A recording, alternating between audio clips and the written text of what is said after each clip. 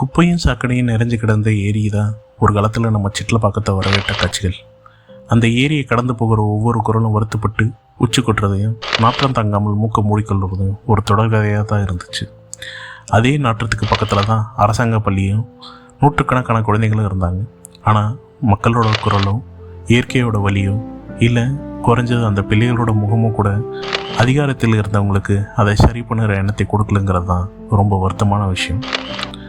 எத்தனையோ குரல், கேள்விகள், போராட்டம் எதுவுமே வேலைக்கு ஆகாதப்போ தான் அந்த நாள் வந்துச்சு. ஜூன் 2, 2019. சிட்லப்பாக்கம் மட்டுமில்லை, சுற்றி இருந்த அத்தனை ஊரில் இருந்த மக்கள் திரளாக ஒன்று கூடினாங்க. எல்லா ஊரிலும் எல்லோருக்குள்ளும் இருந்த வலி, அந்த வலியோட பலம். நம்மளை போல் ஒருத்தர் ஏரியை சுத்தம் பண்ண முயற்சி பண்ணுறாங்க, நாமும் சப்போர்ட் பண்ணோன்னு எல்லோரும், எல்லா வயது மக்களும் ஒன்று கூடினாங்க. ஒவ்வொரு நாளும், ஒவ்வொரு வாரமும். ஆனால் அன்னைக்கு எங்கள் யாருக்கும் தெரியாது இதோட முடிவு எப்படி இருக்குன்னு. நாங்கள் யாரும் யோசிக்கலை, இவ்வளவு பெரிய ஏரியை எப்படி வெறும் கையால் சுத்தம் பண்ண போகிறோன்னு. எந்த குழந்தையும் இதை ஏன் பண்ணணும்னு கேட்கல. எந்த மூத்தவங்களும் இது தேவையில்லாத வேலைப்பா கண்டிக்கலை. பல தரப்பிலேருந்து சப்போர்ட் வர வர ஒவ்வொரு வாரமும் எங்களுக்கு திருவிழா தான். மக்களோட பேரெழுச்சியை பார்த்த அரசு நிதி ஒதுக்கி வேலையை துரிதப்படுத்தினாங்க. பலன் ஒரு பிரம்மாண்டம். மக்கள் பயன்பாட்டுக்கும் தேவைக்கும் உகந்த நம்ம தாம்பரத்தின் மெரினா இன்று நூற்றுக்கணக்கான மக்களுக்கு இளைப்பாறும் இடத்தை கொடுத்துருக்கு.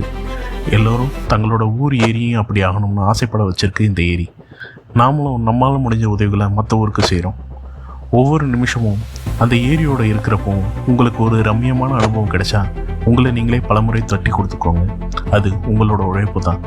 அந்த தன்னெழுச்சி சிட்லப்பாக்கத்தை மாற்றினது போலவே ஒரு நாள் நம்ம எல்லா நீர்நிலைகளும் மொத்தமாக மீட்டெடுக்கணும்னு எங்களுக்கு நம்பிக்கை இருக்குது. இதுக்கு முன்னாடியும் பின்னாடியும் பல ஏரிகள் மீட்கப்பட்டிருக்கலாம்.